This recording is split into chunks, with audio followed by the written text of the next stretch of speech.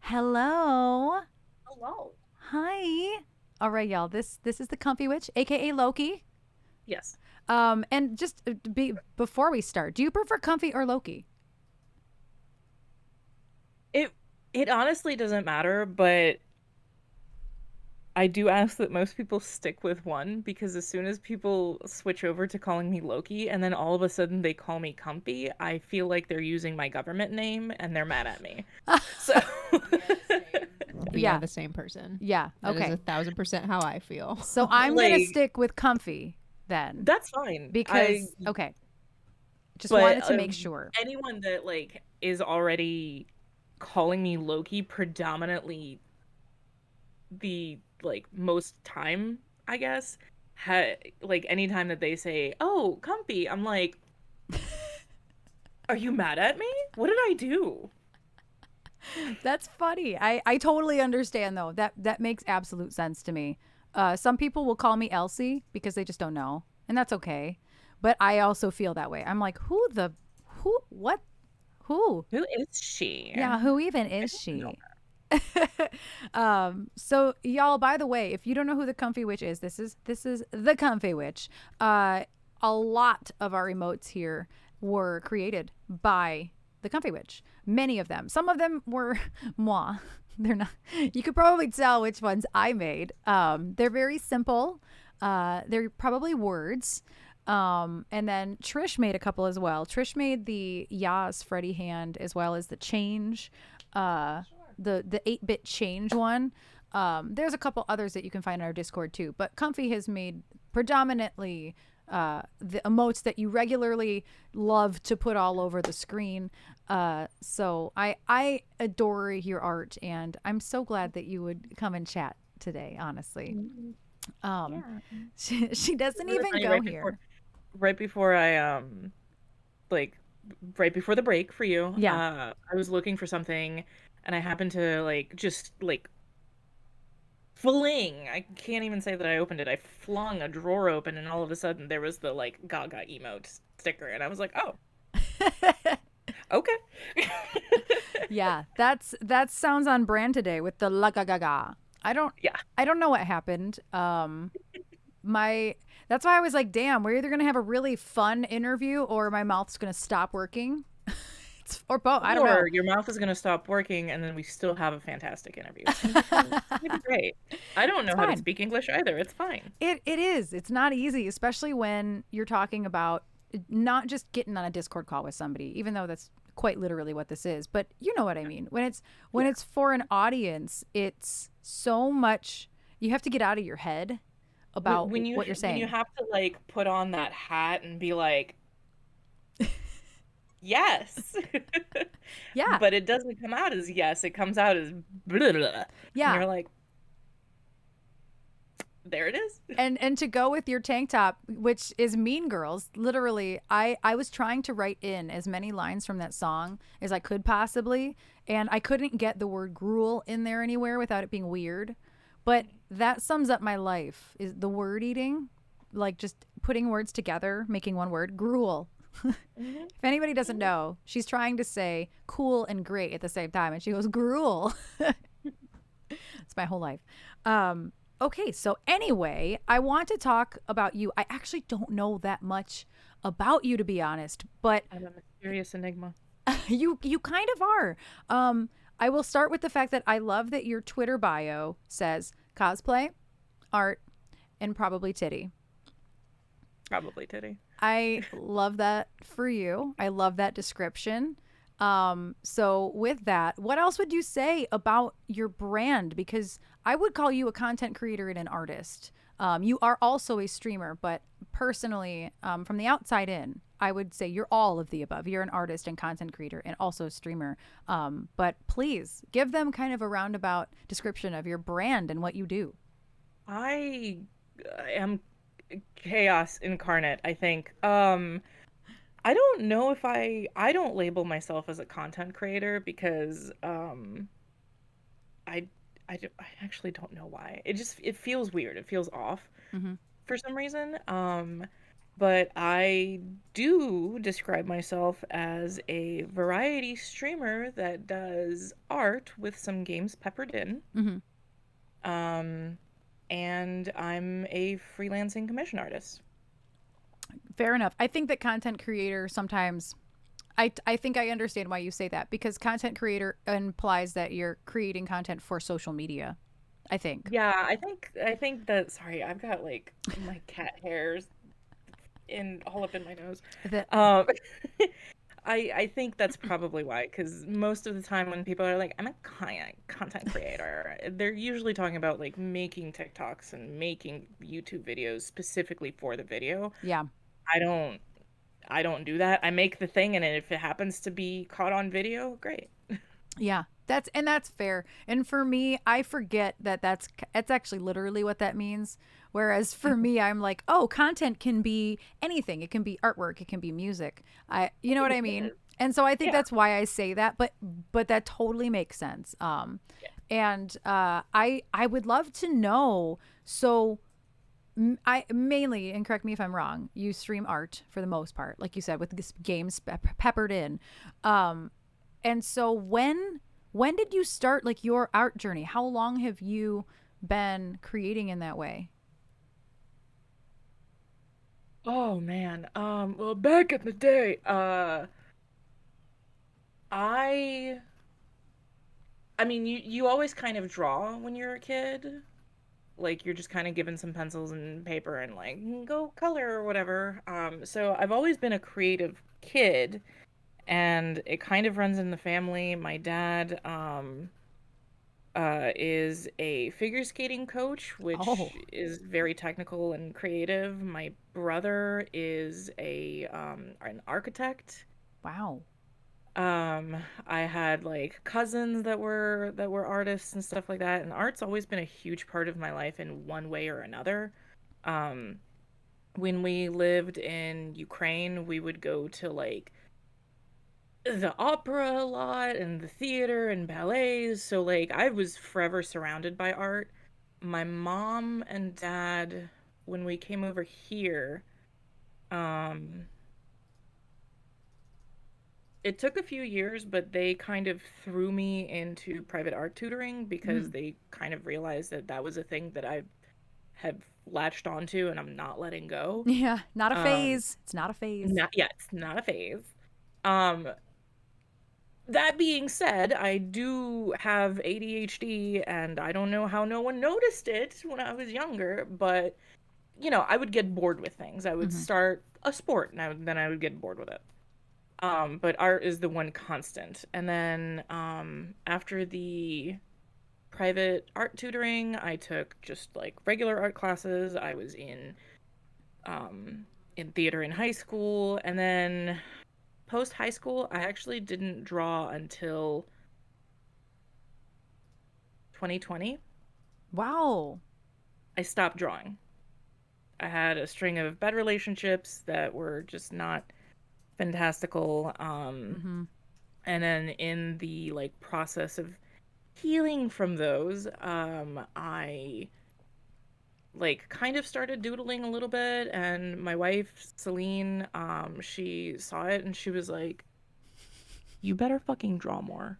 And I was like, "Oh, okay." That sounds familiar, actually, to Can we, me. can we not? This isn't my interview. Kagan's been. Right.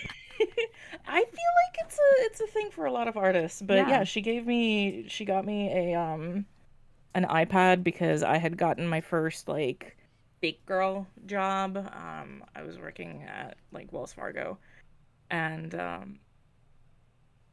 yeah, that's all she wrote.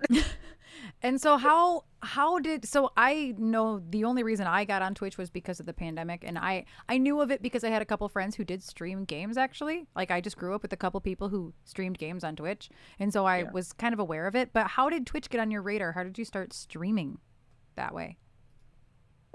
I had been a purveyor of Twitch prior to streaming, not by a whole lot. But yeah, it was during quarantine, bored, whatever. Hmm. And then just at one point it kind of clicked that like, hey, you could stream art, and that might be cool. People might be into that. And then,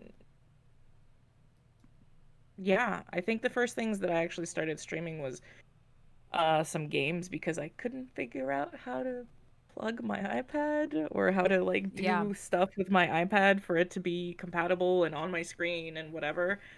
Um, but yeah, and then I started streaming art and apparently people like it. I love it. It's hard, and this is just my own issue with attention, but it's hard for me to get into art streams sometimes depending on the person. And you were one of those people that I could just listen to you talk all day. That's when you were like, are you sure you want me to be a guest? I was like, I just bitch. I don't Bitch. think that I'm an interesting person. And then like when people start asking me questions, I'm like, okay, maybe I am like mildly cool, I Yeah. guess. And then like, whatever imposter syndrome is like, no, you suck. And I was like, listen, this is too much right now. You get it from both sides. You're like, I think I'm cool. Am I cool? Do I like myself? Wait, I suck. Like Right. it's There's literally the reason that I ended up making that playlist, and I swear to yeah, God, I have a playlist that says God Complex incoming I love it. because there's some times where I'm like, I can fight God and become him. And then there's other times where I'm like, I don't deserve to breathe. It's a lot. Being a human on this earth, especially right now, is a lot. Yeah. But like half of the things you've already said in a matter of 10 minutes are incredibly interesting and things that I know that I knew somewhere in my brain, but haven't visited in a minute. Mhm. And so obviously technologically or technology aside, because yeah, getting shit together for streaming is if you're not a streamer, I'm sorry, you don't understand until you try to do it, Yeah. and then you realize how many roadblocks there are. But it's incredible. I love listening to you talk. You're never boring.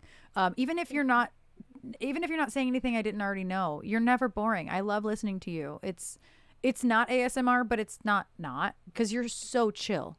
You know? I feel like and I know that a lot of people do like that, but I feel like I ramble. And then because of previous experiences with humanity, there's always going to be, if you're like interested in something and you start talking about it, someone's like, oh my God, can you just shut up? And then you just, Yeah. You put up a wall. You close down.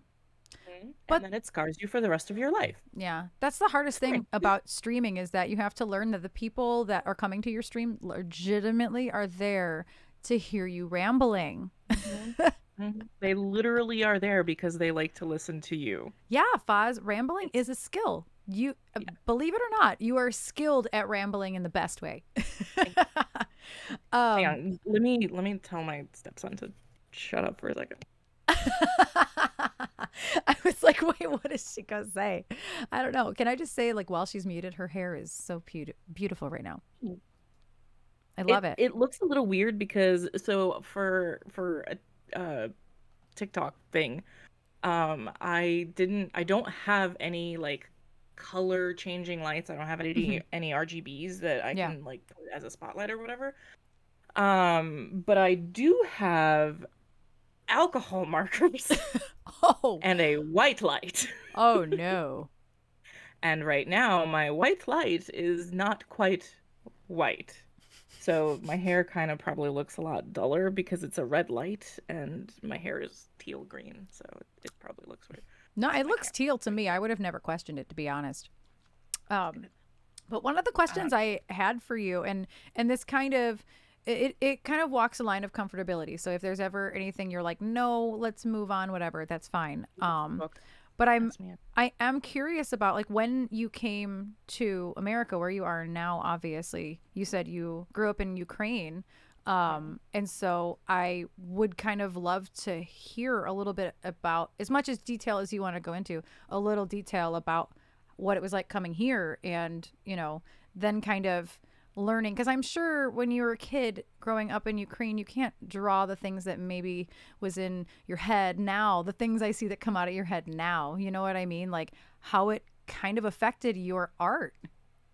I so when I was born, Mm-hmm.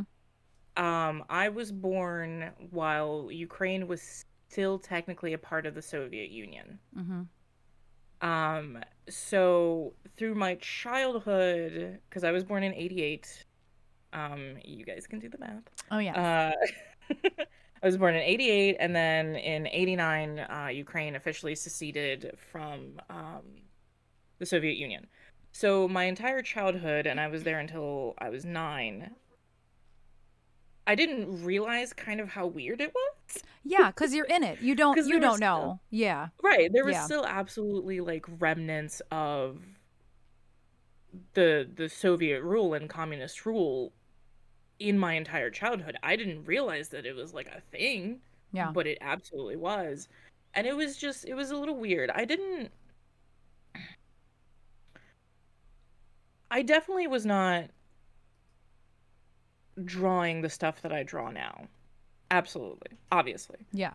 But the media that I consumed definitely influenced a lot of what I do draw and how I draw specifically. Mm-hmm. The like Russian Soviet style of cartoons that were drawn like hand painstakingly drawn in like the 30s, 50s, they're just absolutely gorgeous. And like that influenced a lot of my art style now.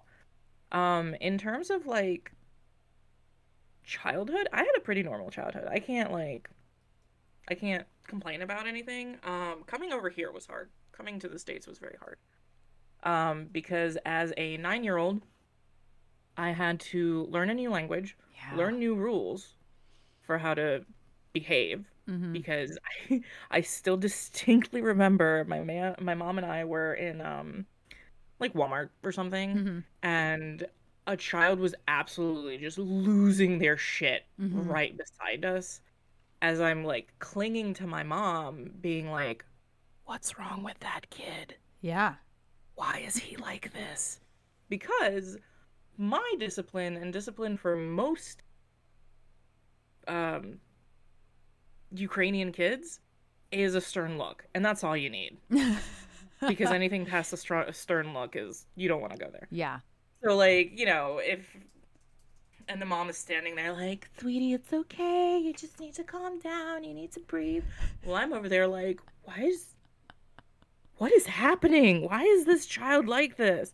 It was very surreal, but like so I had to learn a new language, learn how to like behave properly or in a manner that doesn't make people weirded out. Mm-hmm. And I also, because I'm learning language much faster than my parents, I had to be translator. So I had to be translator for a lot of like not necessarily adult topics, but adult topics. I had Yeah. to, talk to them about the bills and what's going on with that. Anytime that we went to, even to this day, anytime that, there's a kind of serious like medical appointment, I have to be there because Yeah. my mom says that she doesn't understand it. And I'm like, that's horseshit because we've been in the States entirely too long. Yeah. So, Wow. yeah, it's weird. And like I said, my childhood was fairly normal, but like if I really start unpacking it, Yeah. I don't unpack it much. I don't blame you. That's why I was like, you do you. You say what you want. I'm just curious about what you're willing to give. You know what I mean? That's really, and so I, as somebody who is not a visual artist in any way, I have no ability. I'm one of those people that I would have to take like classes to learn how to draw anything but a fucking stick figure.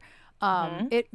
It like remind me later, Trish, like I want to go digging back on like some of that art you were talking about that greatly inspired you, because I don't know anything about art like outside of, I don't know, what most people know about art. You know, Mhm. like the painters that you know of because they're in movies and Van Gogh and shit. Right. That's like surface level. So I'm actually really interested to kind of go back and dig in.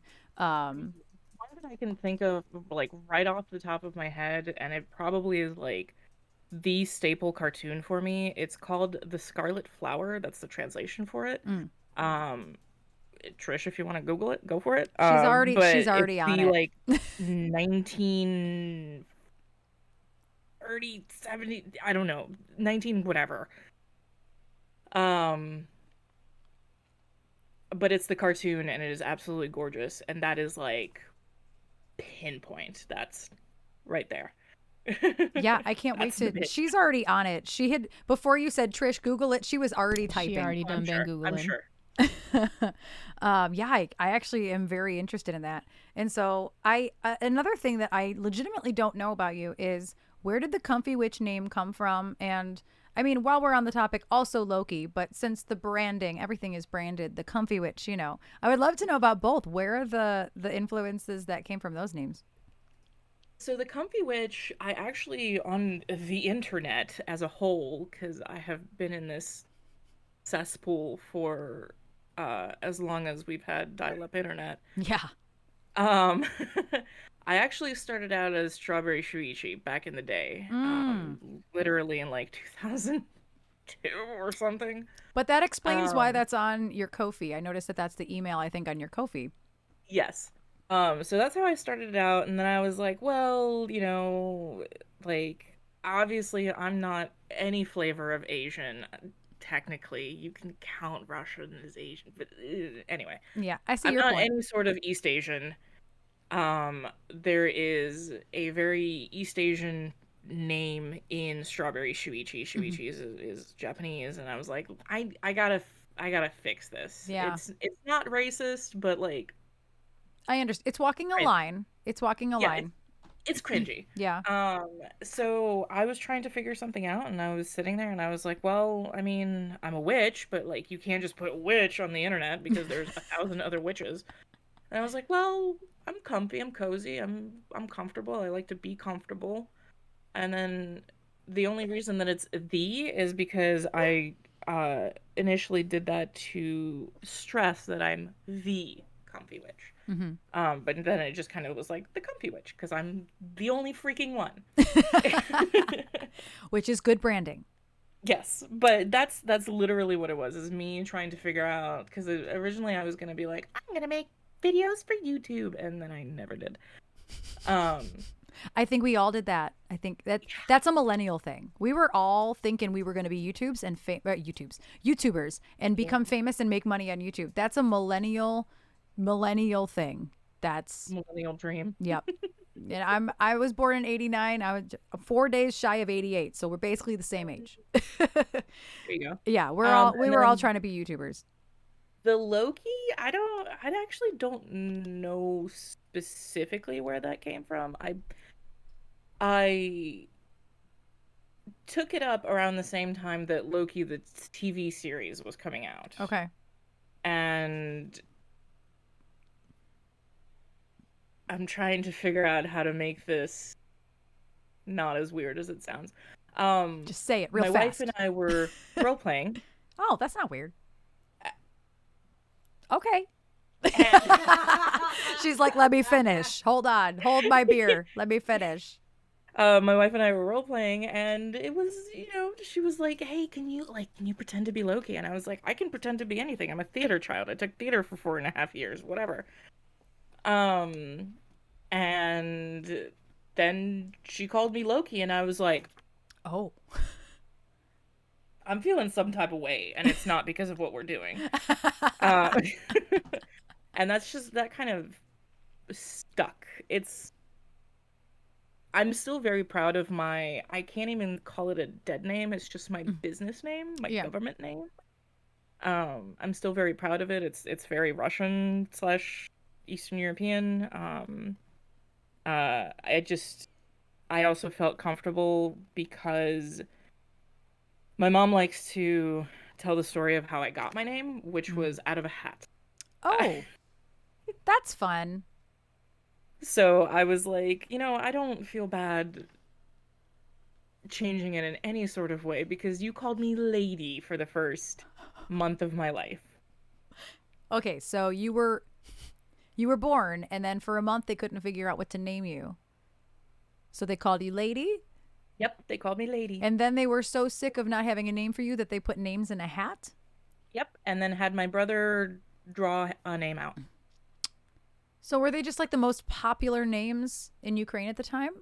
I think it's the names that my mom liked with the stipulations that my dad gave her, because my dad looked at my mom and was like, she is to have a Slavic name. It's not to be any sort of crystal. It's not anything that's like popular. Because we had, I don't remember what it's called, but there was a telenovela that was very popular, dubbed Russian, when I was born. So my dad was like, not any of those assholes. Eastern European. We're sticking with what we know. So a lot of them were like, I'm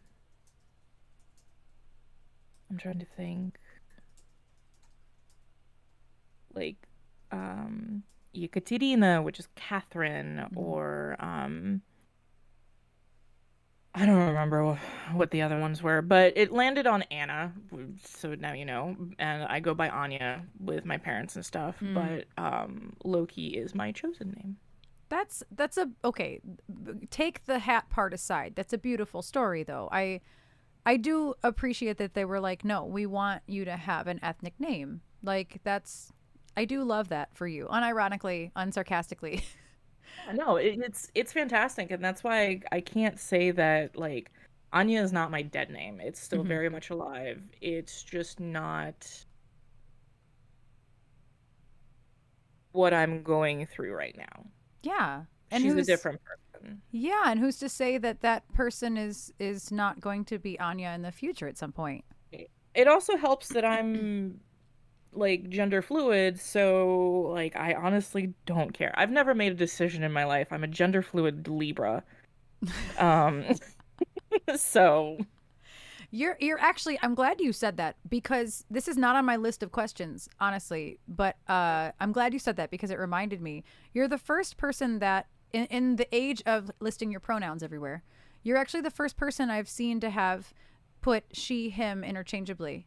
And I just love that, honestly, because it's different than she they and he they. Yeah. I feel like that is a whole other category of comfortability, whereas you are just like, I don't care if you call me he, him, whatever, she, her, I don't care.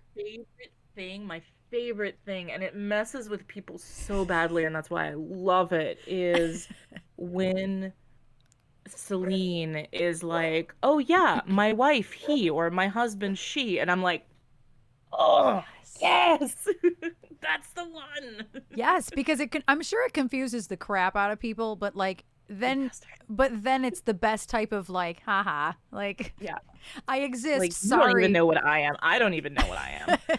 Listen, I feel that your confusion is still somehow more clear than how I am still currently feeling about my gender, believe it or not.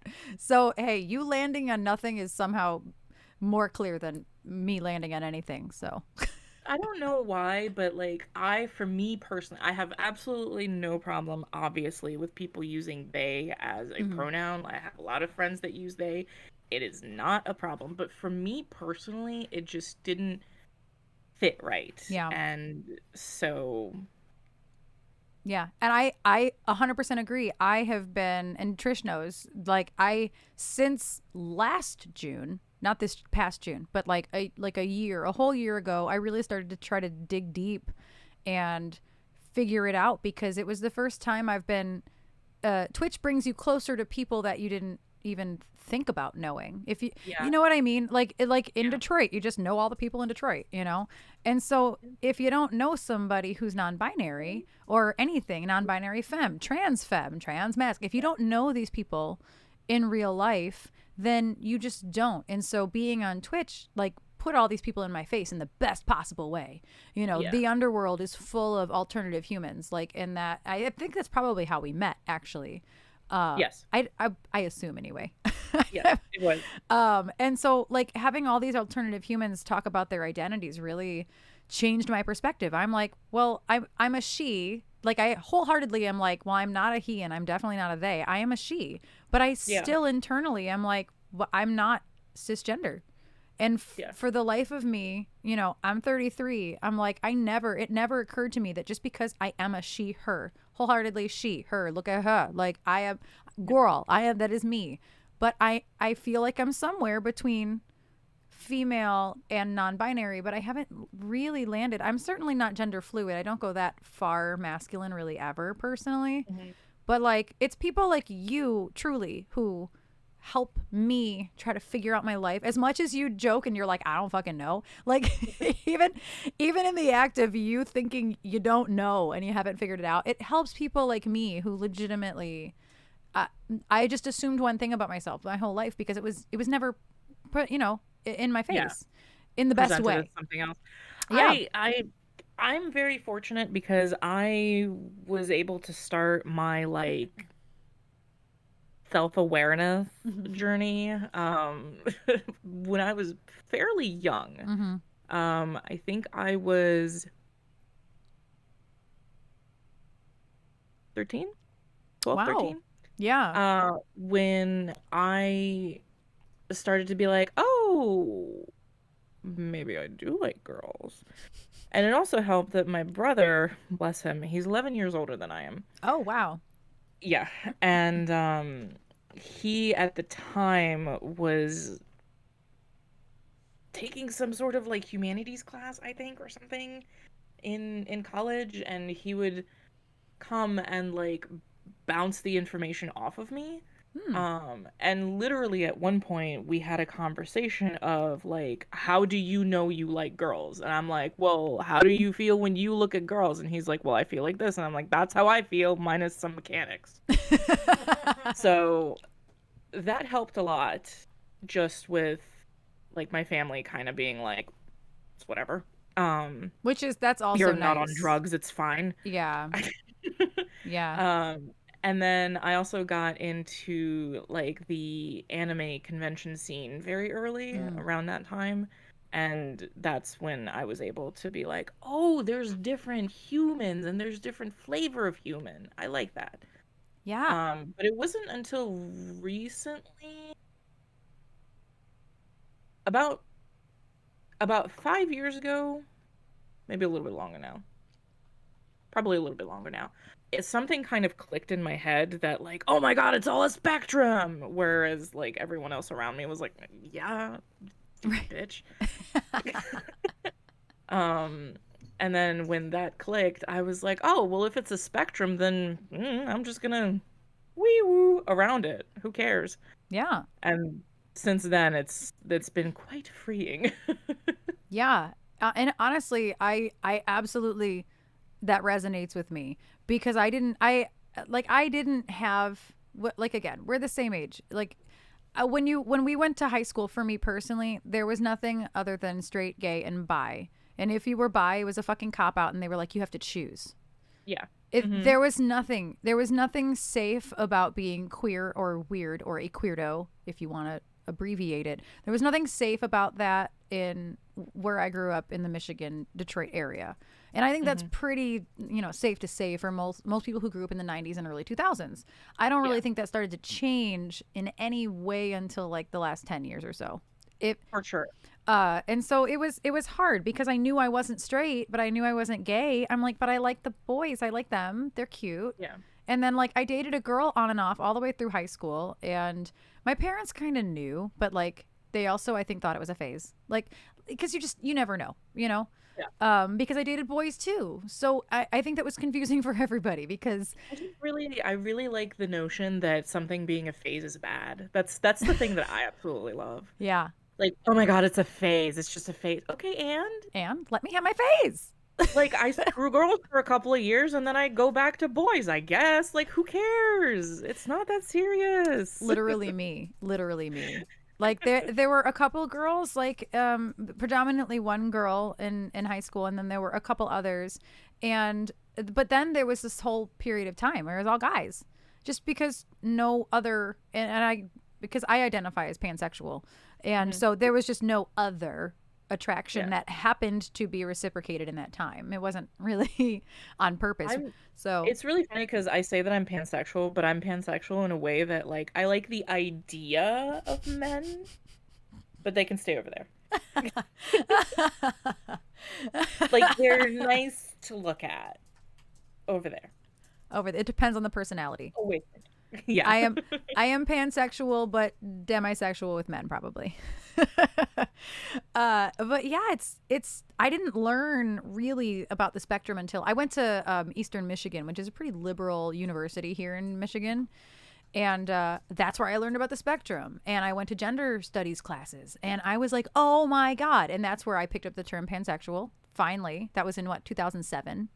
So it took a minute, but I got there. And that's when I learned about the spectrum. But even so, there was nothing else on the spectrum at that time. Yeah. It was just gender fluid and pansexual in addition to straight, gay, and bi. Yeah. That was it. It's really interesting because I remember in the like peak Tumblr era of people, it felt like people were coming out with a new sexuality every 5 minutes. And at one point I was absolutely the person that was like, kids these days don't even know who wants to blah blah blah, what is demi, I don't understand anything. And then like at one point later, one of my synapses, I guess, fired off and was like, "Who cares? Yeah, it's fine. Just let them do their thing. It's okay. They're not hurting anyone." Yeah. So yeah, it's been a study in patience and self for a lot of the time. But yeah, the gender fluid bit really only started about maybe 6 or 7 years ago. Very specifically after I finished reading the Magnus Chase series by Rick Riordan, because there's a gender fluid character in there. And I was like, I identify with this person. And yeah, then I made them my entire personality. I mean, it's fine. Everything's fine. But that's exactly it. When there are no characters and there's no representation in media, or not enough representation in media, you don't know. You just assume. And there's so many, I'm sure, so many millions of straight people out there that just assumed they were straight and never gave it another thought. I kind of just assumed the one girl that I did date through high school pretty consistently on and off, she was like, you're straight with gay tendencies. That's literally, I was like, okay, I don't know what that means. As like a 15-year-old, I'm like, I don't know what that means. I think I heard the word or the term pansexual in like 10th or 11th grade, and I was like, you like pans? That's weird. Listen. I still get that. I mean, at least it's a joke now. But I still get that. Oh my God, you're attracted to pans? Fuck off. No, leave. Leave. You're banned. Leave. Listen, those pots and pans though. But those also, pan as handles. Like a millennial, a good pan. Oh, I mean, we just got a hand-me-down pan that I was very excited about because one of ours was dying. So I mean, that just happened this week. I'm currently looking at new ones, and I'm like, if anybody is younger than 30 in this chat, when you turn 30, something clicks and you get very excited about new kitchen stuff, new house stuff. I was so excited about my first vacuum that I ever bought. It was the Dyson. Oh yes, gotta get the name brand, the Black & Decker. Come on, get those name brand household things. Ugh, any Gen Zs that are hanging out right now are like, what the fuck are they talking about? They're weird and old. I don't like it here anymore. There's Adhd must be younger than 30. There is nothing wrong, Adhd. We're just projecting your future. It's fine. This is what it's going to be. It's okay. We're having fun. Well, I promise, cooking is fun. I mean, it can be. It can be. I actually, I am really excited because I just got our HelloFresh delivery, and I'm super stoked about the menu items this week. No, this is real. Listen, I get so excited. So we use Thrive Market, and it's like this all organic. There's tons of vegan stuff in it, tons of gluten-free stuff, and that's kind of where we find all the things Kroger and Meijer doesn't have, basically, which is our local supermarkets. And it's exciting. Thrive Day is exciting. I hate when it falls on a stream day because I'm like, oh, I want to go unpack the things and look at them. Yeah, I just put the stuff away and I'm like, oh, I'm gonna destroy the schnitzel later. It sounds like you were like putting schnitzel in for shit. I'm gonna destroy this schnitzel later. I'm gonna say Maybe. schnitzel now every single time instead of shit now. It makes it funner. more fun. It's fine, funner. Fine. But English is a concept. Yeah, like you said, I can't even imagine like having to come here and learn this ridiculous language. Like I didn't realize that. I mean, I knew because you had one of the first things you ever said in my chat was that I was doing all the things she said and like, hey, I can teach you how to say that part in Russian. And I was like, what? And you were starting to tell us about your life and your history. So the fact that English is technically your second language, that's actually incredible. I may have lived in the United States for 22 years. That sounds right. Yeah. But English will always be my second language. I learned Russian first, and that's where it's gonna stay. I don't blame you. I don't blame you. But actually that goes back. So we were talking about the name thing, and this sparked a question in me. And so the witch part of your life that you identify as a witch, I am recently coming into my own witchery? Question mark? Sure. We'll put it that way. Now. Because I started reading tarot about a year and a half ago, and kind of starting connecting to the elemental magic and reading up on and all the things. I'm getting into more astrology and stuff. So I wanted to ask you, like, does that come from your family? Did you pick it up yourself? Where did you pick it up? I I don't actually know where I picked it up, because if you were to ask my mother what our family's religion is we're Russian Orthodox. Mm. My mother is Russian Orthodox with an asterisk because she's also she follows feng shui. Okay. And she does a lot of like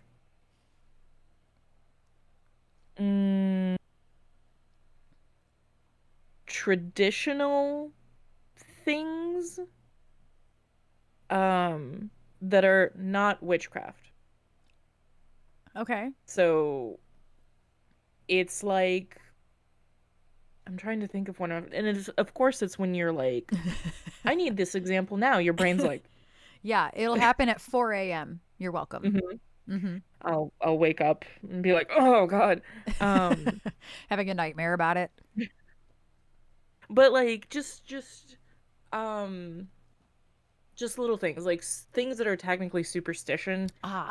That she follows that. Okay. Yeah. For myself, I can't say that I'm an astrology witch or a tarot witch. I love the shit out of some tarot. I have a collection. I have a deck that's literally like right there. But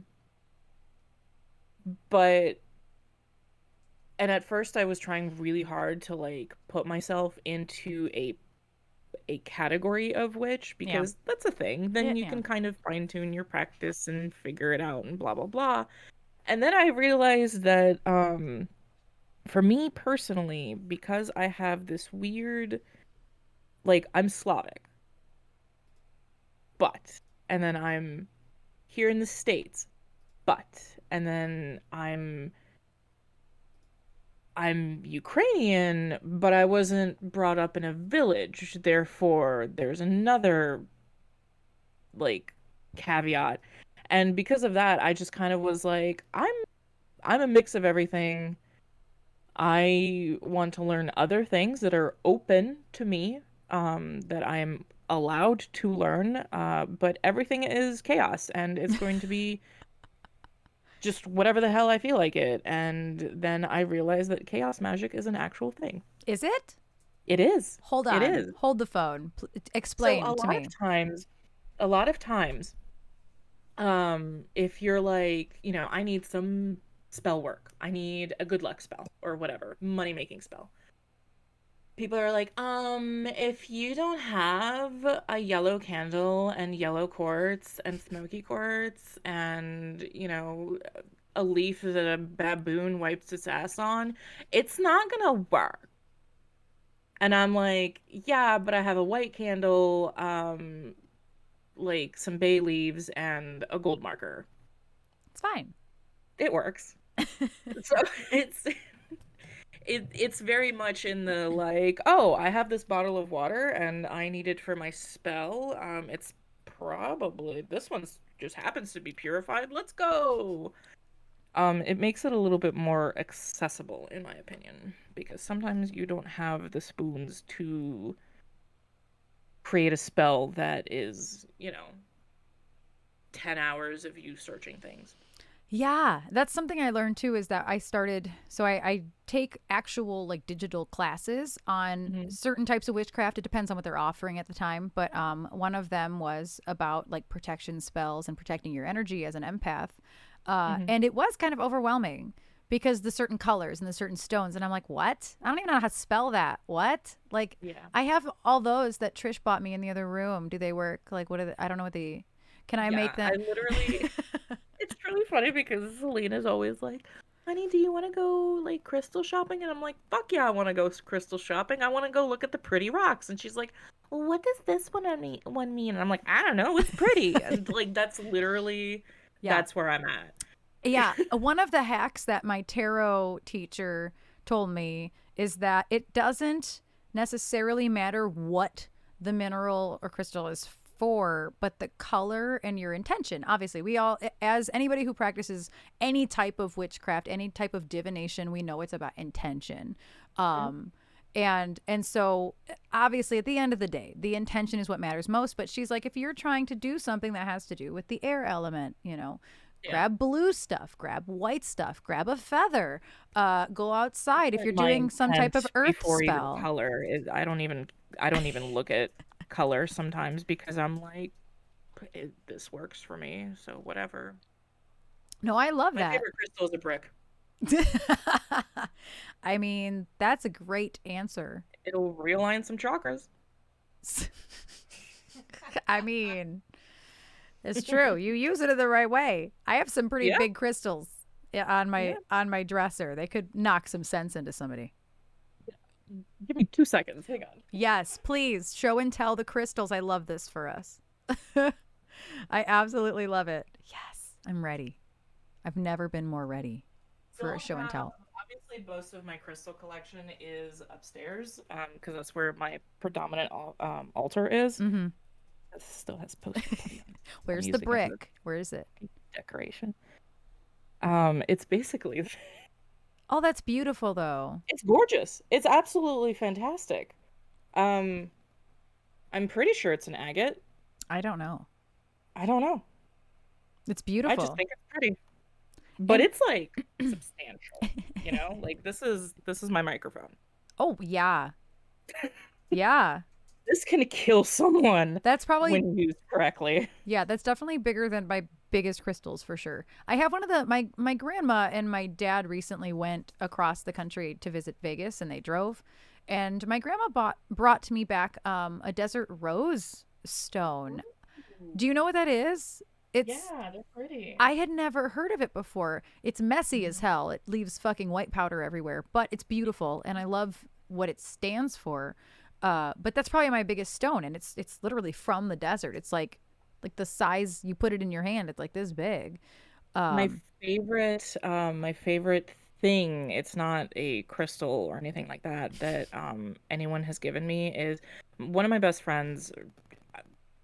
She's probably more like actually like the best friend. aw. Um, and she's also a witch, but she used to travel for work a lot. And my favorite thing that she has ever given me is she got a bottle of river water from the connection of the Mississippi and whatever other major river that goes through the Mississippi or like leads into the Mississippi. Um, I don't remember what it is. I don't Terrible either. at geography for the United States. Um, but yeah, that's my favorite thing that she's ever given me. And it's like a little tiny, unassuming little bottle that's wax sealed, but it's like it's the best thing ever. I love it. Yeah, Trish found me I'm forgetting what it's called now. It's I want to call it witch dirt. It's not that, but it's like cemetery Grave dirt. dirt? Is it grave dirt? It might actually be just called grave dirt. It might That be called sounds grave right, dirt. Yeah. And it came with a little triple moon goddess charm on it. And yeah, I have like these little wall altars that I put together. And like, and any of you listening, like an altar can be anything. And that's something I've learned in classes too. The best thing that my tarot reader was like, I have a purse altar. I use an old little Altoids thing and literally put little altar trinkets in it. She has a little purse altar. I'm like, that's incredible. First of all, I love that. Actually, I've heard that a lot for people that they do little Altoid Yeah. altars. They're adorable. Yeah, or people keep the darkest crystals in their bags, like black crystals, because it helps ward off that really heavy, terrible energy. And that's a real thing. That's a very real thing. Probably the Missouri River. We're not good at geography here. That sounds right. Yeah. Speaking of the triple moon goddess, Celine actually made this. Oh my gosh. It's a little resin like keychain thing. Oh, I love that. Yeah. I love that. We started brag like about my life. collecting that kind of stuff in our house a couple years ago for no reason at all, actually. I was just like, I like this. I think I'm going to start kind of digging into this. Like even before the pandemic even. I have started to also kind of crow my way around my house in terms of like if I like it, I will pick it up and I'll get it and it'll be displayed somewhere. Yeah. And one of the things that like a lot of people are like, you're a witch, but you like crosses, and I'm like, yes, rosaries are gorgeous. They are. Like the Catholics popped off with their interior design for churches. Like, Yeah.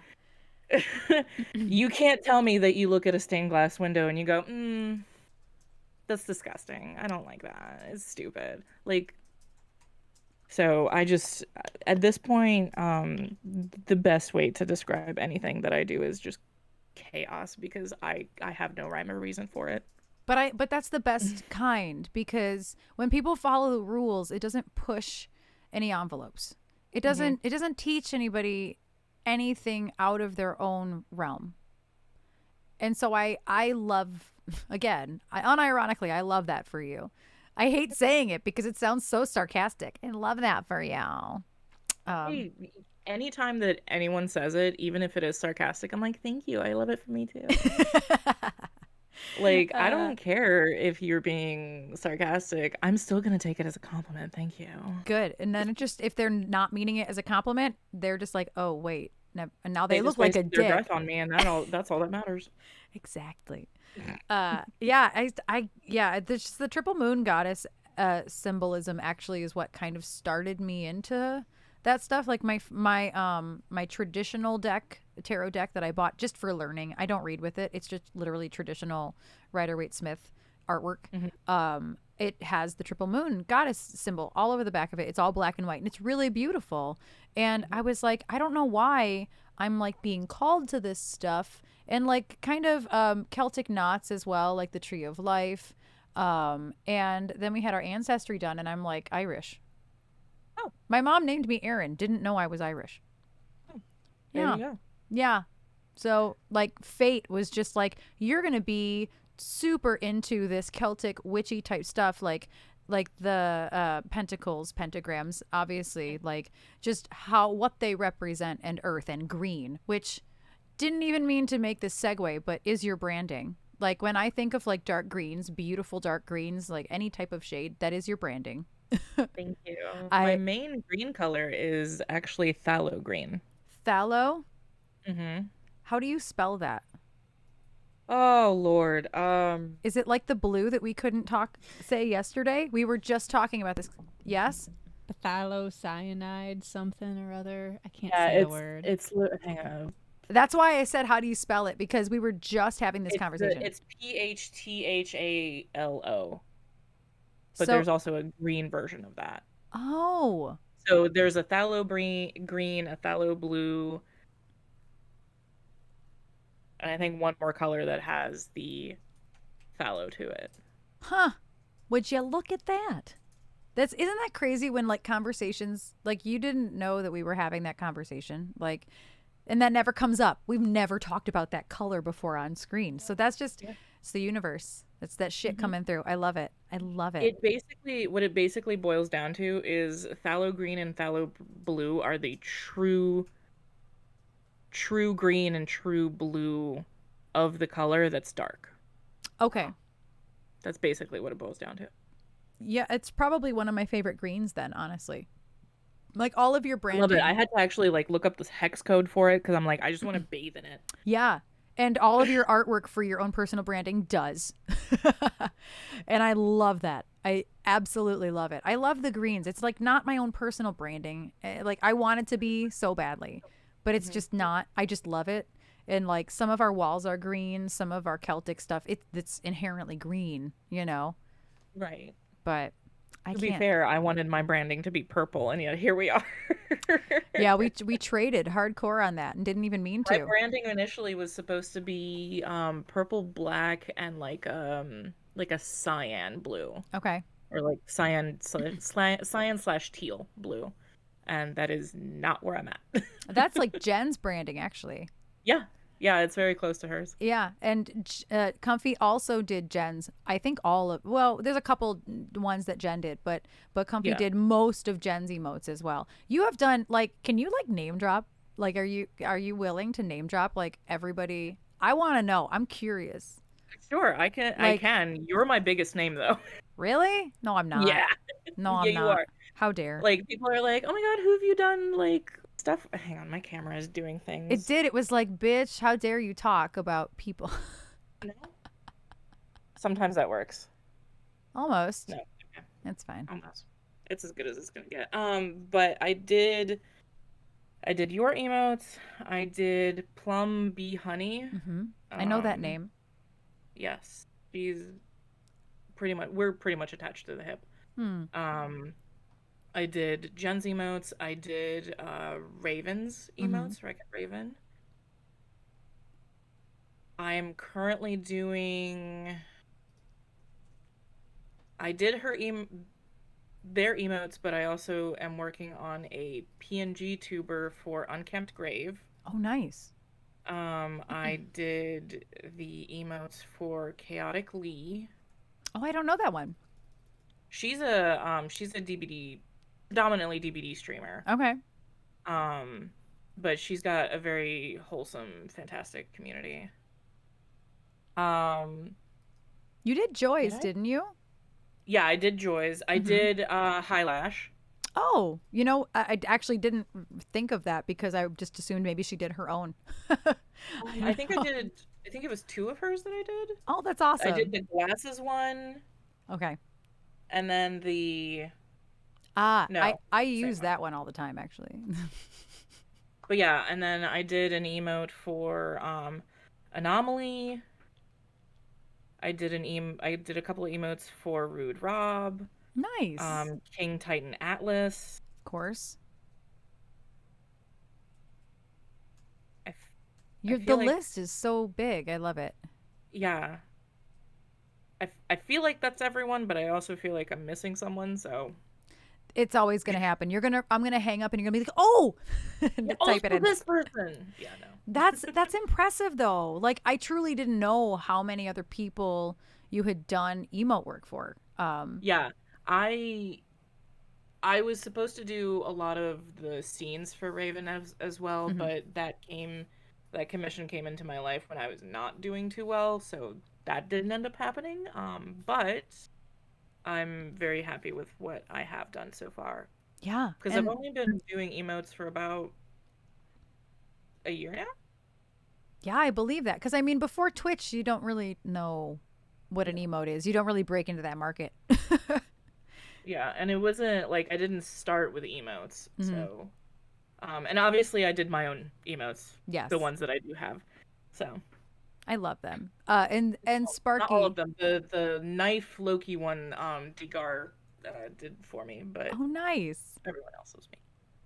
It figures the ones Sparky put in are the ones Jen did. She did like a handful of them herself because want to know what's something funny and Comfy, you'll totally appreciate that, is that Hmm. that piano one she did in MS Paint. She did that in Paint. I'm not even shitting you. And I'm proud of her for it, honestly. That's Impressive. And then the vibes one she did in Canva. But the ones that aren't like in boxes, I'll say that. I think all the ones she made are squares.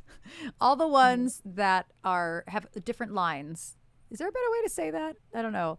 But, the ones that Jen made came from an app called Canva, which we all use for streaming stuff typically. It's the new, like, best friend of graphic design. Yes, those are the lovely. Yeah. My favorite one is the cat butt one. The cat butt one. And we have matching vibes, and I love that. Me and Jen have matching vibe emotes. Yes. I love them so much. And you know what's funny? Jen's hair is blonde right now. She doesn't have one emote right now that looks like her.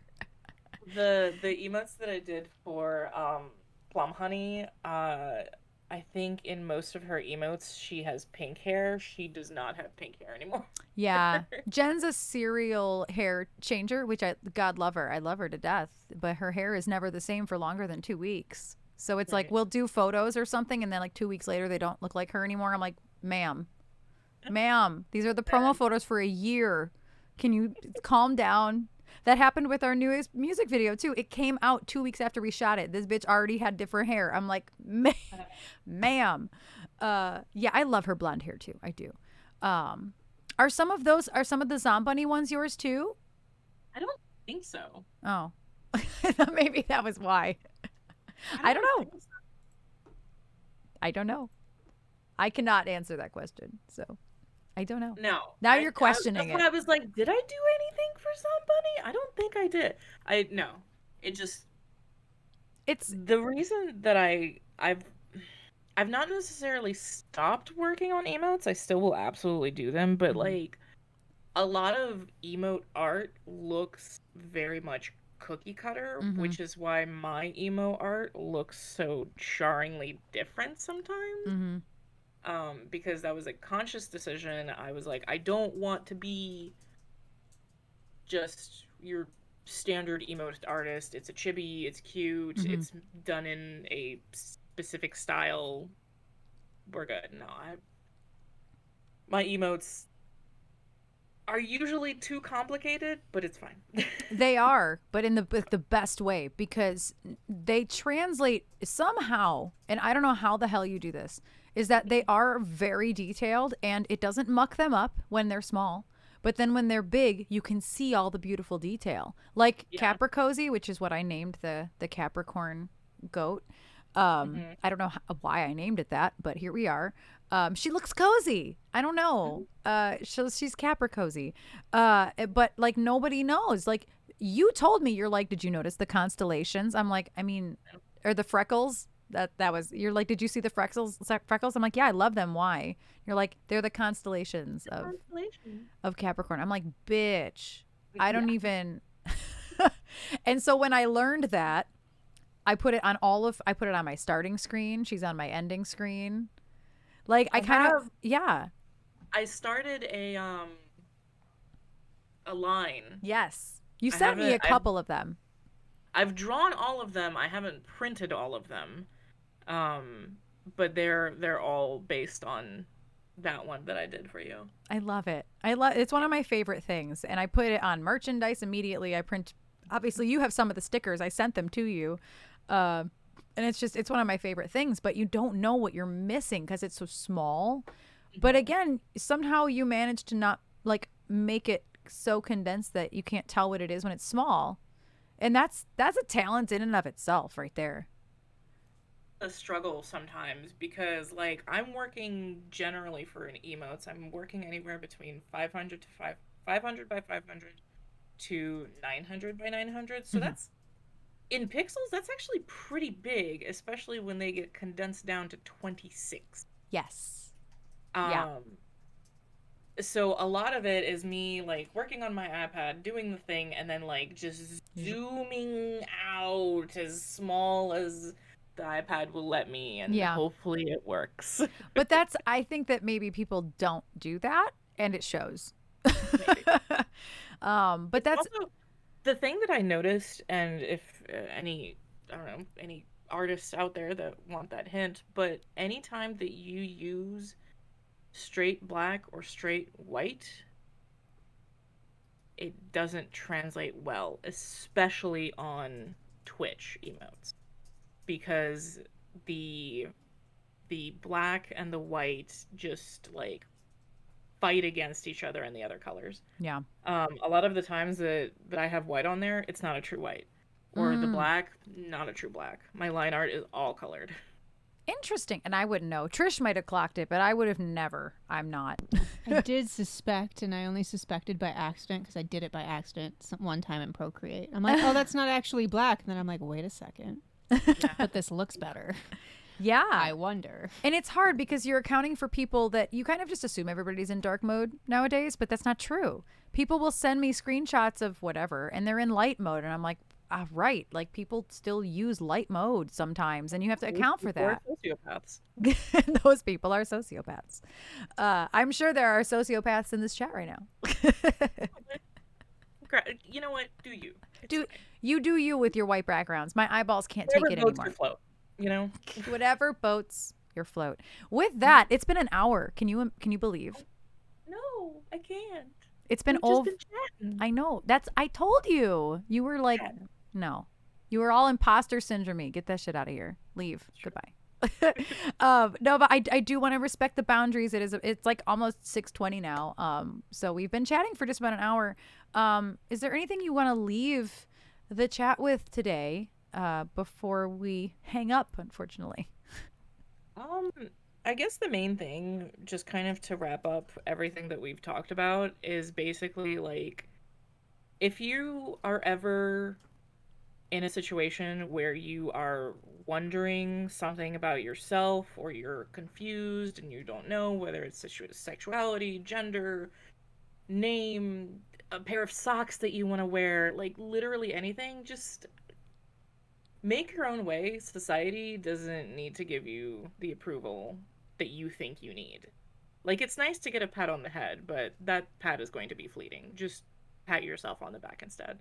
And be proud of what you do. And if that means that you decide to be an agent of chaos and your pronouns are he, her interchangeably, and you don't know left from right sometimes, so be it. I love that. Thank you for being you. You inspire me to be a better version of my authentic self, and that's the fucking truth. I'm over 30. Like, it's too damn tiring to be someone else. Yeah, honestly, it really is. I spent a lot of time, we were talking about it earlier today, I spent a lot of time in a wedding band, and that does affect your personal life. You can't, you can live your life on the outside, but at the end of the day, you've got to look good for a wedding every Saturday. That's, that's affected my mental health and I mean, how I look and feel physically for 10 years. I think that's a big part of why I've been able to think outside of it now. I very much was like, oh, like, I'm going to put some makeup on and look real cute. And then I was like, that's not going to be on brand. That's not going to be on brand. I'm in half pajamas right now and I've got not a stitch of makeup. Like, I love it though. And this is what it is.